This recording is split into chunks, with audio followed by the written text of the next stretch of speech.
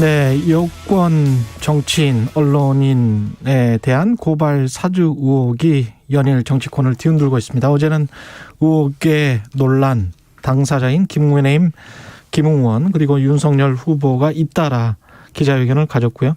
국민의힘 내부 분위기는 어떤지, 지도부는 이 상황을 어떻게 받아들이고 있는지 참 궁금한 시점입니다. 김재원 국민의힘 최고위원 나와 있습니다. 안녕하세요. 안녕하세요. 예, 지난번에 뵀을 때하고 지금하고 참 정치는 생물이라고 하는 게 이렇게 급격하게 변하네요. 뭐 대선 전에는 원래 이런 예. 일이 한 10번쯤 있어야 대선이 지나가죠. 그럼 앞으로 6개월 네. 남았으니까 앞으로도 뭐 굽이굽이 뭐 산을 넘어가야 된다는 이야기네요. 예, 뭐 이 돌발 사태가 원래 많은 것이 대선 예. 국면이라고 볼 수가 있습니다. 이걸 뭐라고 지금 규정은 물론 이제 언론에는 야권은 이거는 정치 공작이다, 여권의 정치 공작이다 이렇게 지금 처음에는 말씀을 하셨었거든요.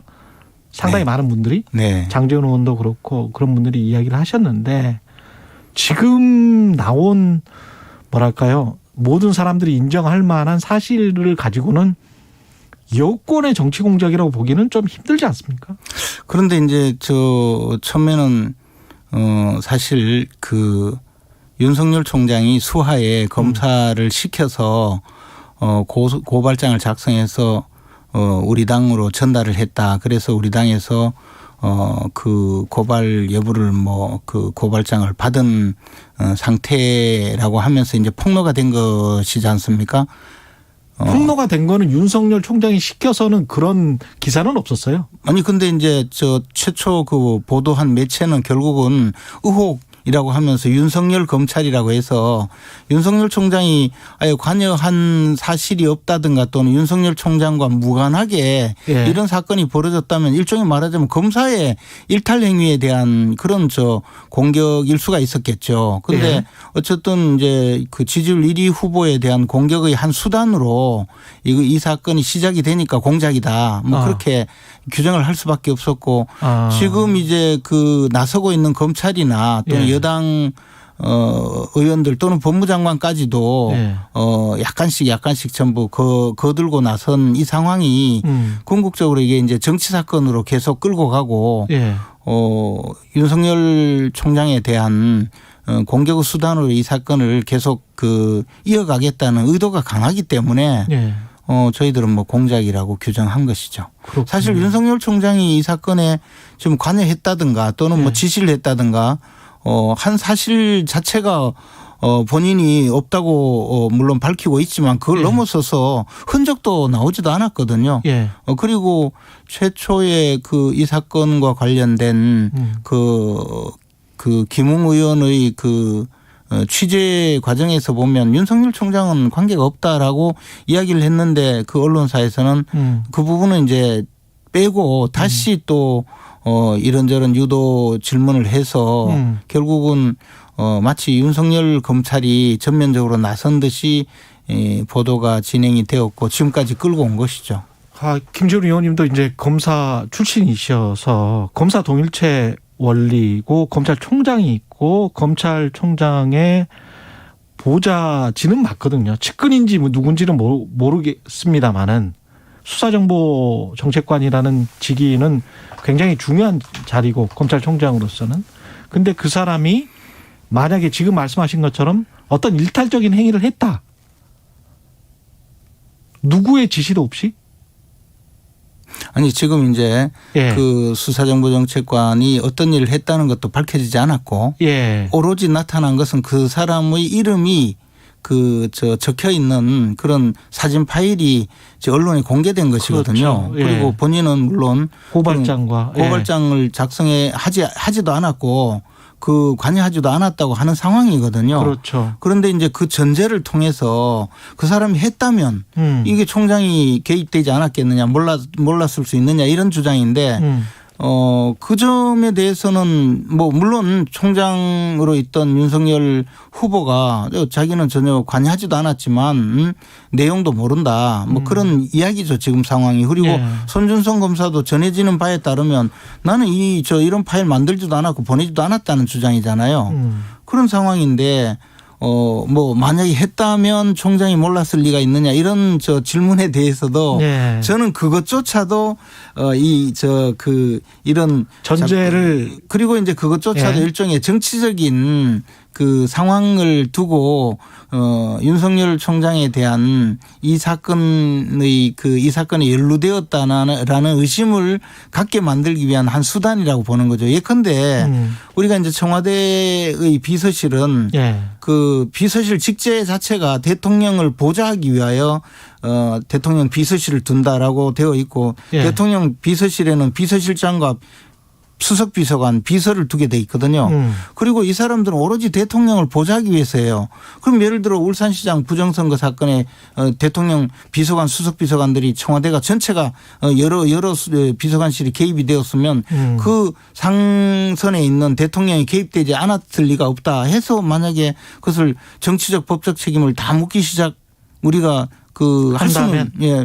그런 논리라면 오히려 가능해요. 비서들이니까. 근데 국민의힘이 가령 청와대에서 어떤 의혹이 생겼을 때는 문재인 대통령이 알았느냐 몰랐느냐 최종 책임은 문재인 대통령이 있기 때문에 대통령이 사과해라 이런 논리 구조 아니었습니까? 그런 논리인데 예. 그것은 대통령 비서실의 특성상 비서들은 오로지 대통령의 지시에 따르고 지시에 대해서 명령을 수행하는 자리이기 때문에 그런데 예. 이 그 검찰청에서 말씀하신 검사 갑자기 목이 막힙니다. 예. 예.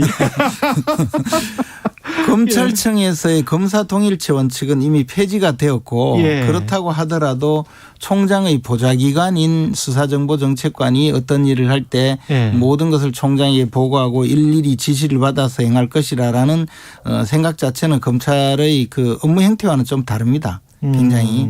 예, 그것은 현실적인 이야기고요. 그러나 예.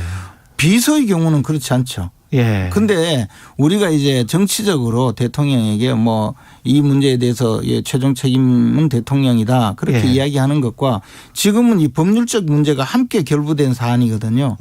이 사안에서 그렇게 끝까지 아직까지 손준성 검사의 행위가 예. 드러나지도 않았는데 이미 드러났다고 전제하고 이 윤 총장에 대해서 뭐 사과하라 뭐 출당시키라 이렇게 비판하는 것은 좀 과도하다. 그리고 그건 근거도 없다 이런 이야기죠.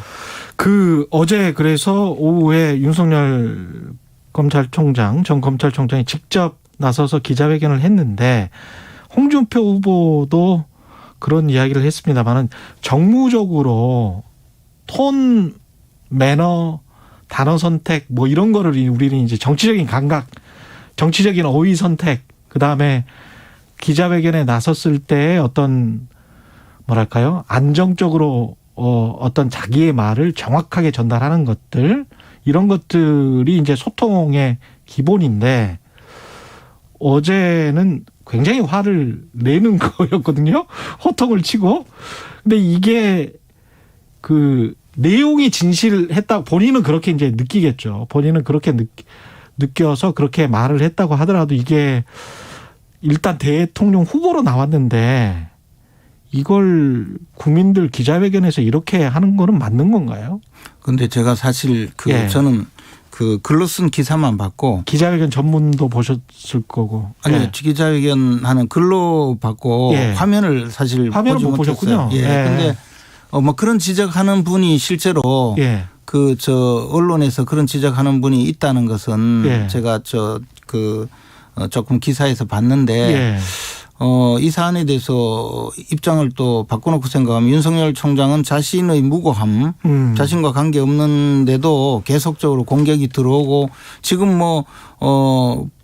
이뿐만이 아니고 그 부인에 대해서 지금 10년 전의 사건을 이미 무혐의 처분된 것을 다시 또 고발해서 수사가 들어가고 또 최근에는 뭐 공수처에 전혀 다른 사건이 또 고발이 되고 하는 과정이 반복되니까 자신에 대해서 이 정치적인 어떤 탄압이라 할까 정치적인 공작이 너무 자행된다라는 뭐 그런 데 대한 항의 표시 아닐까 그런 생각이 들었습니다. 그리고 또 하나는 이제 기자회견을 하면서 결국에는 그 상황이 자신이 봤을 때는 허위 보도라고 판단하는 그런 언론 또 이 권력에 대해서 또 여당의 허위의 정치 공세를 하는 여당에 대한 뭐 강한 항의 표시 그런 것이 이제 그 여과 없이 좀 드러난 것이 아닌가 뭐 그 정도 생각을 했습니다. 제가 화면을 봤으면 조금 더 제 느낌이 있을 텐데 뭐 글로 보니까 또 그런 느낌이 전혀 없었습니다. 그 김웅 의원은 지금 뭐랄까요? 그러니까 명확하게 이 사안을 규명을 하고 있다고 보십니까? 그런 것 같지는 않거든요. 분명히 왔다 갔다는 했고 그리고 기자회견을 어제 한 것도 그 왔다 갔다 한 것의 종합한 정도인 것 같은데. 아니 이제 사실은 그 언론 인터뷰를 오히려 너무 많이 하면서 인터뷰할 때마다 조금씩 내용이 달라졌어요. 그러니까요. 저도 이제 어쨌든 김웅 의원의 말을 계속 따라갈 수밖에 없었는데 조금 더 보통은 이런 사실이 이제 시간이 지나면서 조금 더 정리가 되고 해서 앞에서 그 자신이 한 말을 조금 더 구체화시켜서 결론이 이제 드러나는 상황으로 가거든요. 또 기자회견을 한다길래 뭐 제보자가 누군지 자신이 누구에게 전달했는지 또 이 사안을 자기가 전달받은 것이 맞는지 여부에 대해서 명쾌하게 해명을 하기 위해서 기자회견 한다고 생각하고 있었는데 내용은 오히려 모르겠다 기억 안 난다로 가버렸어요. 그래서 그러니까요. 처음부터 다시 파악을 해야 될 상황이 아닌가. 뭐 이게 이제 사실 김웅 의원의 대응도 저희들이 좀 불만이 없을 수가 없거든요. 우리 당이 벌써 8월 말에 경선 버스를 출발시킨다고 많이 했지 않습니까? 근데 경선 버스는 시동도 제대로 안 걸리고 뉴스버스만 온천하를 돌아다니니 이게 도대체 뉴스버스만 떠버렸다. 뉴스버스만 돌아다니고 있죠. 경선버스는 시동도 안 걸려요. 근데 이제 그 뉴스버스에 대해서 기가 막히시군요.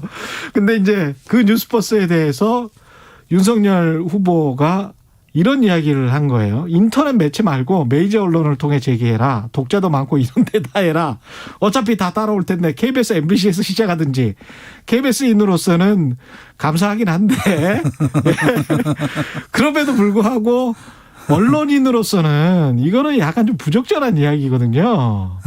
이걸 사실은 지금 인터넷으로 글을 보시는 분들이 아마 한국에서 한 60% 정도 될 겁니다. 90%쯤 안 되나요? 보통 이제 통계 나오는 게 한 60% 되는데요. 주로 그렇게 본다는 거죠. 인터넷을 통해서. 그런데 이제 인터넷 매체 말고 KBS, MBC에서 하든지 이렇게 하는 거는 이거는 상당히 뭐랄까요. 70년대식이라고 해야 되나?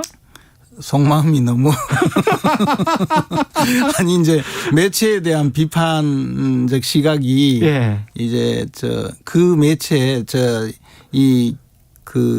이번에 김웅 의원 관련 사건을 보도한 매체에 대한 비판적 시각이 너무 솔직하게 드러났는데 사실 그 매체는 그 전에 이른바 줄리 의혹도 보도를 했거든요. 그러니까. 그렇죠. 근데 인터뷰를 했잖아요. 김건희 씨의 인터뷰를 최초한. 어찌됐든 그래서 그래서 좀 그에 대한 속마음이 너무 드러난 것 아닌가 하는 생각이 들었습니다. 근데 제가 이제 인터넷 매체라든가 인터넷 매체 전반에 대한 비판이라든가 또는 언론에 대한 왜곡된 시각이라기보다는 그 언론에 대한 원망이 있지 않을까 생각했습니다. 근데 이게 지금 다른 언론에서는 잘 지적을 안 하고 있는 건데 제가 기자회견 마지막 막판에 제가 봤을 때 저 대답은 이상하다라고 생각했던 건 당시 수사정보정책관이 검찰총장 지시 없이 움직일 수 있냐라고 질문을 했어요. 기자가.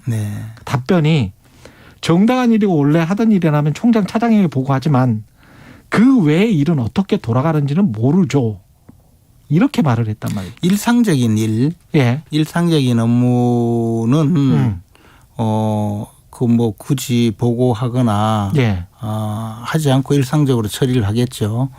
저도 이제 그 범죄정보 당시 제가 근무할 땐 범죄정보기획관이었거든요. 그렇죠. 범죄정보과였죠. 예. 근데 그런 업무는 통상적으로 예. 특별히 이제 검찰에서 수사를 해야 될 예. 특별한 정보가 있거나 예. 이럴 때는 총장에게 보고하지만 일상적으로 처리하는 업무는 총장에게 보고할 일이 잘 없죠.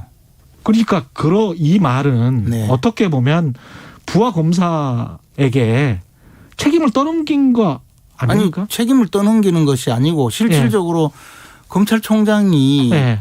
그 검사들의 모든 일을 처리하는 것이 아니고 예. 그 검찰 내에는 상당한 형태의 위임 전결 규정이 있어요. 예. 예를 들어 일선 검찰청의 경우에는 예. 후속 사건의 결재는 차장 검사가 한다든지 불구속 사건의 결재는 부장 검사가 한다든지 하면 실제로 차장 검사, 검사장은 불구속 사건에 대해서는 특별한 경우 외에는 관여하지 않거든요. 그런 내부 위임 전결 규정이 다른 행정부처보다는 훨씬 강화되어 있어요. 그러니까 지금 말씀하시는 것이 이제 그냥 위임 전결 규정이라든가 업무 내부 처리에 대한 통상적인 이야기를 한 것인데 그것이 이제 외부적으로 지금 그렇게 예. 하셨다면 좀 그렇게 판단하실 수는 있겠지만 아니 왜냐하면 기자랑 검사들이랑 조직이랄지 뭐랄까 연대감 문화 이런 것들이 비슷하기 때문에 제가 느끼는 거는 본인이 상관이었고 부하 검사가 있었는데 만약에 어떤 일탈적인 행위를 했다면 이게 그 만일의 사실일 경우를 대비한 것 같은 그러니까 속마음으로는 손준성이든 누구든 뭔가를 했을 수도 있다라는 어떤 전제가 있는 것 같은 느낌이 있거든요. 여기에는. 아니 나는 모르지만 지금 수없이 예. 이제 질문이 지금 말씀하신 대로 손준성 검사가 예. 했다면 총장도 책임 있는 것 아니냐라는 질문을 계속하면 예. 총장의 입장에서는 제가 총장이라도 예. 아니 내가 진짜 모르는 일이고 지시하지도 않았는데 나한테 그런 이야기를 하니 손준성 검사가 무슨 일을 했다 하더라도 내가 지시한 것은 아니다라고 반응할 수밖에 없잖아요. 했다면 어떻게 할 거냐라는 물음이 계속되었거든요. 질문 그러니까 자체는 그 질문이 아니더라도 지금 모든 논리가 이제 그렇게 가니까 예. 총장의 입장에서는 자기가 검찰총장의 직무를 수행한 사람의 입장에서는 예. 진짜 나는 아닙니다라고 이야기하는 과정에서 그런 일이 그런 대답이 나온 거죠. 그때 당시 질문은 아니더라도 예. 지금 모든 논리는 바로 그렇게 갔거든요. 아까 지금 말씀하시는 거를 종합해 보면 몰랐을 수도 있다.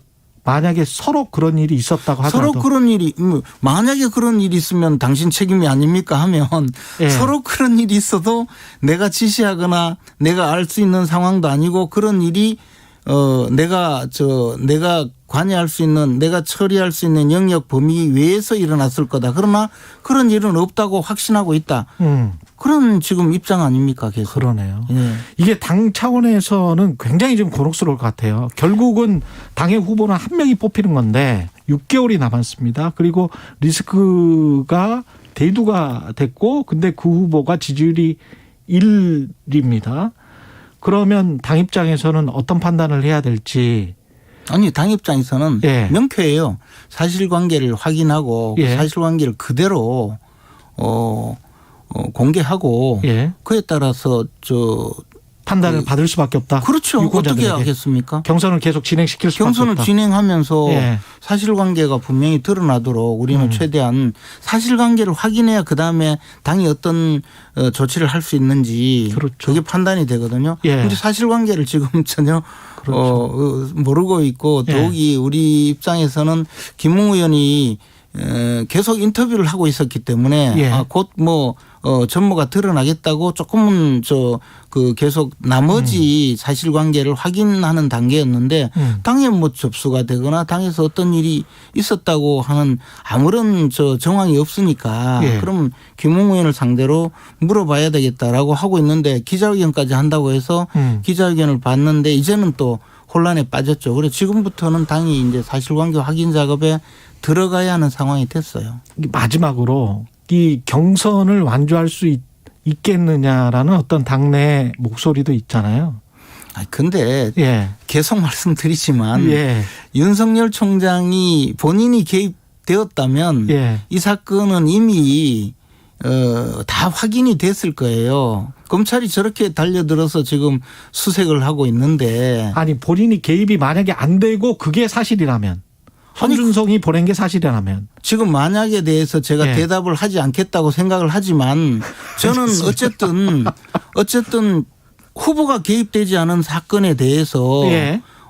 무슨 책임을 묻는 것은 정치적으로 본인이 해결을 해야 될 문제이지 후보가 개입되지 않은 사건에 대해서 그 사안에서 무슨 문제가 있었다고 해서 책임을 묻는다면 문재인 대통령에 대해서 울산시장 보궐선거 사건이나 지난번에 드루킹에 대한 김경수 지사의 판결이나 이에 대해서 그러면 우리가 지금 하야라고 할 수 있습니까?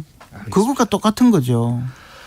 그러나 뭐 대통령이 네. 정치적 책임을 지든 뭐 사과를 하든 그것은 또 이제 네. 별개의 문제이고 네. 그것은 예를 들어 유권자가 판단해서 경선 과정에 그 후보에 대한 평가로 나타나겠죠.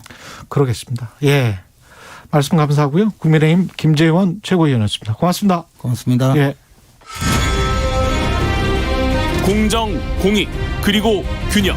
한 발짝 더 들어간다.